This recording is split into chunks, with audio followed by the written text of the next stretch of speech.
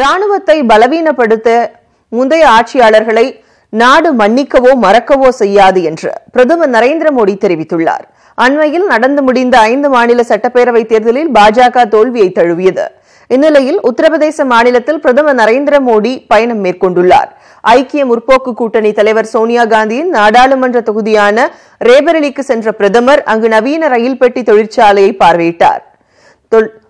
900வது ரயில் பெட்டி மற்றும் ஹம்சோபர் எக்ஸ்பிரஸ் ரயிலின் பெட்டியை கொடியசைத்து தொடங்கி வைத்தார். விழாவில் பேசிய பிரதமர் தனக்கு அவப்பெயரை ஏற்படுத்தி சிலர் முயற்சிப்பதாகவும் தங்களது மோசமான இலக்குகளை நிறைவேற்ற ஒட்டுமொத்த தேச பாதுகாப்பையும் விட்டுக் கொடுப்பதை ஏற்க முடியாது என்றும் தெரிவித்தார்.